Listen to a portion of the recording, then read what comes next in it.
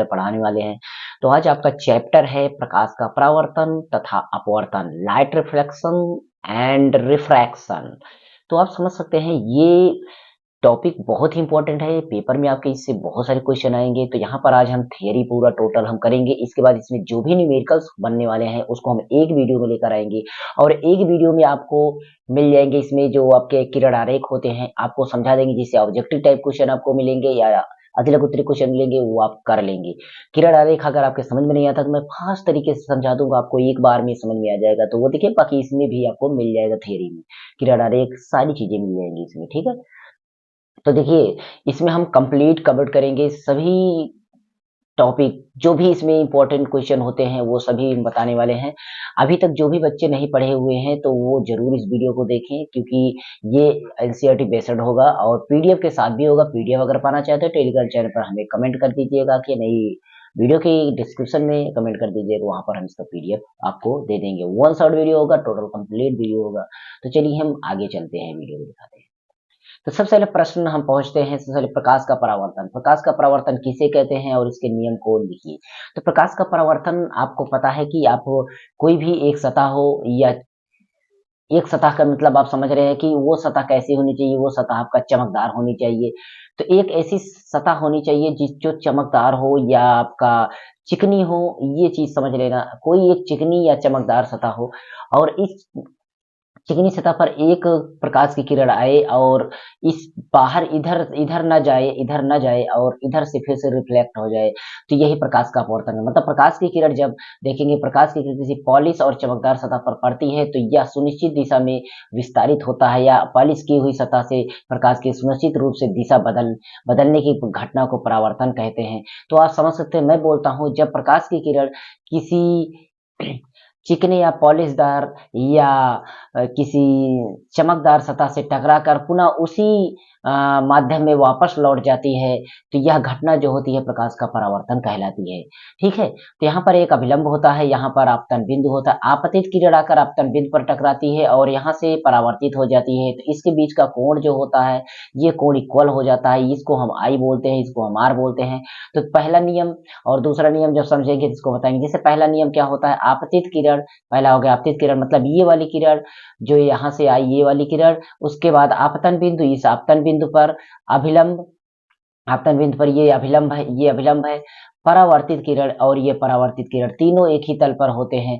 मतलब ये आपतित किरण आपतन बिंदु पर, ये अभिलंब और ये परावर्तित किरण तीनों एक ही तल पर होते हैं, तीनों एक ही साइड होते हैं। और यहाँ पर जो आई कोण बन रहा है, आर कोण, रिफ्लेक्शन के बाद इंसिडेंट मतलब जो आपतित कोण, आपतन कोण और परावर्तन कोण, परावर्तन कोण मतलब इधर वाला, आपतन कोण इधर वाला, दोनों कोण सदैव बराबर होते हैं। ये दो नियम याद कर लीजिएगा। तो यहाँ पर हम बताते हैं आपतित किरण क्या होती है, ये वाला होता है। परावर्तित किरण अभिलंब क्या होता है, आपतन कोण क्या होता है, परावर्तन कोण क्या होता है। ये तो हम वैसे भी आपको चर्चा कर दिए, फिर भी आप समझना चाहते हैं तो पीडीएफ में पढ़ सकते हैं। उसके बाद आ जाइए प्रकाश का अपवर्तन। प्रकाश का अपवर्तन सेम ही घटना है, बस आपको ध्यान देना है ये जो घटना आपका यहाँ से आ रही थी प्रकाश किरण, ये आपका पार हो जाए। ठीक है, अभिलंब आपका यहाँ पर रहेगा, क्योंकि पार होगी तो अभिलंब दोनों साइड रहेगा, तो ये अभिलंब रहेगा, आपका ध्यान देना है।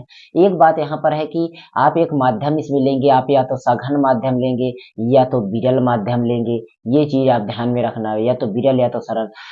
अब ये विरल और सघन बच्चों के समझ में नहीं आता, मैं यहाँ पर एक सरल कर देता हूँ, इसको हम सघन, सघन और विरल। देखिए इस माध्यम को मैं आपके लिए जी बना देता हूँ। विरल का मतलब आप सरल समझ लीजिए, देखिए विरल का मतलब सरल और सघन का मतलब आप कठिन समझ लीजिए। ठीक है, तो कैसे हम समझेंगे आप बताइए। आप विरल सरल, विरल सरल, देखिए रल इसमें आ रहा है, रल इसमें आ रहा है, तो विरल सरल, विरल सरल मतलब आप सरल तरीके से कब चल पाएंगे, जब आपका आपके ऊपर कम लोड रहेगा तो आप फ्री चलेंगे, बहुत तेजी से चलेंगे। आपके ऊपर कम लोड रहेगा तो बहुत तेजी से चलेंगे, और जब आपके ऊपर बहुत लोड रहेगा तो आप कठिनाई से चलेंगे, तो उसको हम सघन बोल देंगे। तो सघन माध्यम में आपका आ सकता है कौन सा, आपका कांच आ जाएगा, सघन में आपका कांच आ जाएगा और जल आ जाएगा, और विरल में आपका वायु आ जाएगा। कौन सा आ जाएगा, वायु। अब हवा जो है सॉरी, किरण जो है, प्रकाश की किरण वो हवा में बहुत ही आसानी से चल सकेगी। हवा में बहुत आसानी से, मतलब वो विरल माध्यम है, मतलब वो सरलता से चल सकेगी। लेकिन जैसे ही कांच में और जल में पड़ेगी प्रकाश की किरण ना, तो उसमें बहुत कठिनाई से प्रवेश करेगी, क्योंकि उसमें लोड बन जाएगा। और जो जिस किसी पर लोड बनता है, आपके सर पर लोड बनेगा तो आप झुक जाएंगे, और आपके ऊपर लोड नहीं बनेगा तो आप सरल रहेंगे, यानी विरल माध्यम में रहेंगे, तो आप फ्री चलेंगे, बहुत तेजी से भागेंगे। आपके ऊपर लोड नहीं होगा तो बहुत तेजी से भागेंगे, यानी जहां आपको जाना हो उससे ज्यादा आप दूर भागेंगे, उससे ज़्यादा दूर भागेंगे, जब आपके ऊपर लोड नहीं रहेगा, मतलब आप सरल में रहेंगे। और आप सघन में रहेंगे तो आपके ऊपर लोड रहेगा तो आप झुक जाएँगे, नहीं आप झुक जाएँगे। तो परिभाषा कैसे बनती है देखिए, जब प्रकाश की किरण किसी एक माध्यम से, ये एक माध्यम हो गया, एक माध्यम में हो गया, किसी एक माध्यम से दूसरे माध्यम में प्रवेश करती है तो वो अपने मार्ग से विचलित, मतलब इसको इधर जाना चाहिए, तो ये पता चल रहा है कि ये इधर चला गया, ये इधर चला गया, ठीक है? ये इधर चला, क्योंकि देखिए ये सघन माध्यम में इधर लोड था और जैसे ही विरल माध्यम पहुँचा ये दूर हट गई। तो 2 तरीके से परिभाषा बन सकती है। जब प्रकाश की किरण सघन माध्यम से विरल माध्यम में प्रवेश करती है, तो अभिलंब से दूर हट जाती है, क्योंकि वो फ्री हो जाएगी, दूर हट जाएगी। और जब सघन में पहुंचेगी, विरल से सघन में जाएगी, तो वो लोड बनेगा, तो वो सघन में झुक जाएगी, मतलब वो अभिलंब की तरफ झुक जाएगी। तो आप इस तरीके से परिभाषा इसको बना सकते हैं। और आपका नियम समझते हैं तो इसमें देखिए, आपतित किरण ये हो गया, उसके बाद आपका अपवर्तित किरण ये वाला, जो ये आपतित किरण यहाँ से, फिर अपवर्तित किरण ये वाला, ठीक है? और आपतन बिंदु ये क्या होता है, तीनों अभिलंब, अभितन बिंदु पर जो ये अभिलंब है तीनों एक ही तल पर होते हैं, सेम वैसे ही है।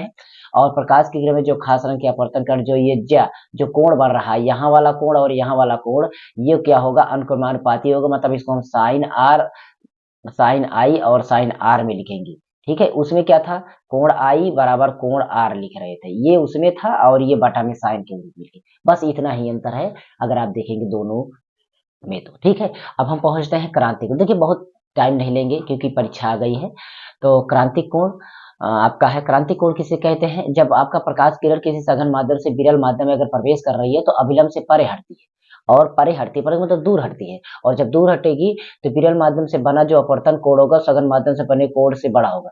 अगर ये कारण हो गया कि अगर आप सघन माध्यम से विरल माध्यम में रहे तो दूर हटेगी, पता है किस दूर हटेगी, लेकिन वो दूर जो है, जो आपका यहाँ वाला कोण देखिए, ये जो आपका बन रहा है, ये है आपका, ये इधर वाला जो कोण बन रहा है, जो इसके बीच में कोण बन रहा है, और ये इधर हो गया, इसके बीच वाला कोण ये ज्यादा हो जाए, अपवर्तित के बाद वाला जो अपवर्तन के बाद कोण बना है वो अधिक हो जाए, बराबर ना हो, वो अधिक हो जाए, ठीक है? तब आपका क्रांतिक कोण होगा, मतलब वो क्या होगा, एक समकोण के समान हो जाए तो इसे हम क्रांतिक कोण कहेंगे। सीधे सीधे होता मतलब ये इधर इधर न जा करके वो इधर चला जाए, ये 90 एंगल पे चला जाए, बात समझ में आई? मतलब वो इस तरीके से यहाँ से आ रहा है, और अब इसका तिरछा आप समझ सकते हैं कि ये ऐसे आ रहा है तो आपका कुछ इस तरीके से 90 एंगल पे चला जाए, तो इस तरीके से चला जाए तो उसको हम क्रांतिक कोण बोल देंगे। ध्यान दीजिए, आपतित कोण क्रांतिक कोण कहलाता है। तो अब चलिए समतल दर्पण में बना प्रतिबिंब की साइज प्रकृति, समतल दर्पण के बारे में ये है आपका समतल दर्पण, देख सकते हैं ये समतल दर्पण। तो समतल दर्पण की प्रतिबिंब की और साइज की प्रकृति कैसी होती है, समतल दर्पण पर जो प्रतिबिंब बनता है वो आपका समान प्रतिबिंब का साइज होता है, उसका साइज कैसा होता है, समान होता है। ध्यान दीजिएगा, वो विकल्प भी पूछा जाएगा। और प्रतिबिंब दर्पण के उतना ही पीछे बनता है जितनी दूर पर वस्तु दर्पण के सामने होती है, मतलब आप समतल दर्पण के सामने जितनी दूर पर है प्रतिबिंब उतनी ही दूर पर बनता है, ये चीज आप याद रखना। और ये काल्पनिक बनेगा, वर्चुअल प्रतिबिंब बनेगा, कैसे बनेगा, वर्चुअल प्रतिबिंब, काल्पनिक मतलब आप समझ सकते हैं आभासी प्रतिबिंब बनेगा, काल्पनिक प्रतिबिंब बनेगा, यानी वर्चुअल प्रतिबिंब बनेगा, ओके? तो आप समझ सकते हैं जितना दूर इधर वस्तु है उतना दूर उसका प्रतिबिंब बनेगा, ये ध्यान दें। और जितना बड़ी वस्तु है उतना बड़ी उसका प्रतिबिंब बनेगा, तो ये समतल दर्पण की कंडीशन हो गई। इसके बाद हम चलते हैं अगले।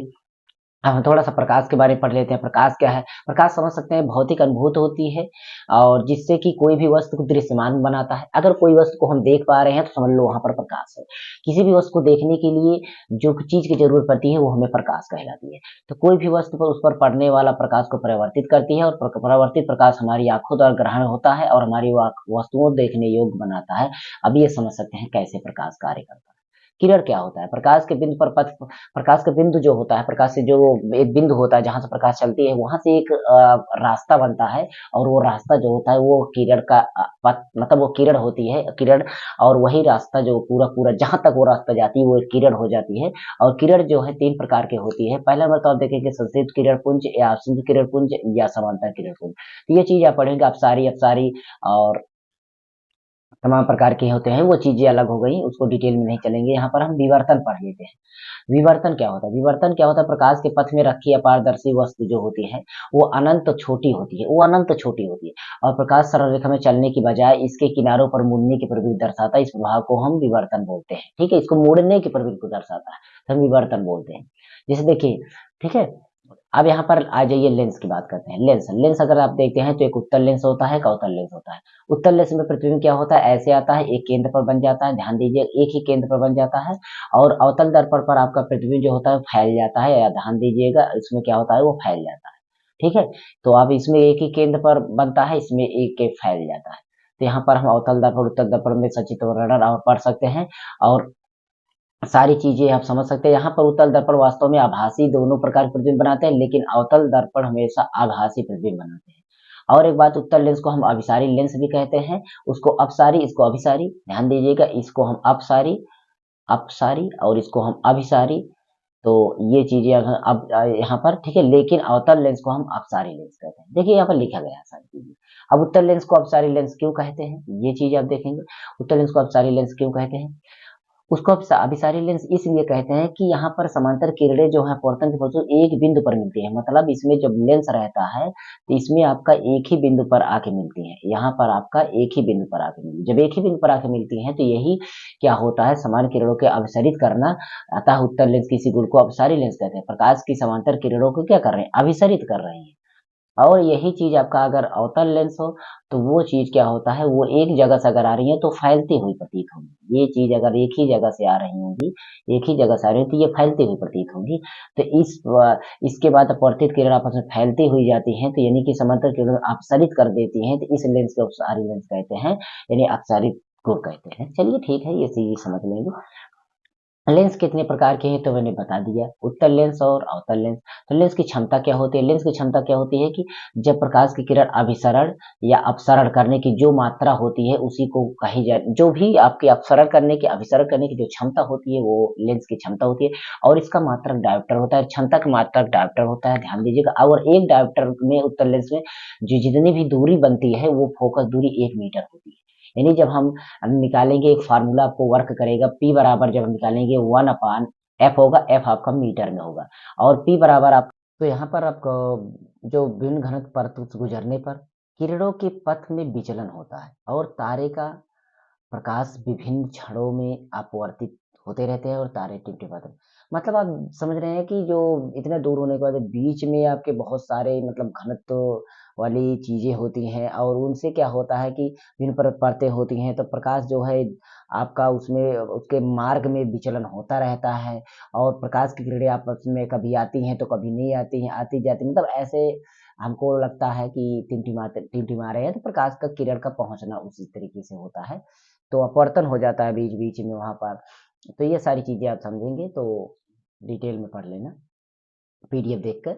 और अब आ जाइए यहाँ पर, देखिए वक्रता त्रिज्या है, इसमें देखिए किसी दर्पण पर सिद्ध करें कि, अगर ये है किसी दर्पण पर सिद्ध करें कि आपका एफ बराबर इतना है, तो फोकस अंतर आपका और वक्रता त्रिज्या इतना है, तो आपको सिद्ध करना है कि दर्पण में ये कैसे कैसे। तो ये चीजें आप सिद्ध करने वाले हैं, इसको आप देखिए, टाइम इसमें लगेगा, और ये सिद्ध कराएंगे तो बहुत ही टाइम लगेगा, इसलिए इसमें भी हम कुछ कर नहीं पाएंगे। हम केवल इंपॉर्टेंट ये आप पीडीएफ में आपको मिल जाएगा, ये आप पढ़ लेना।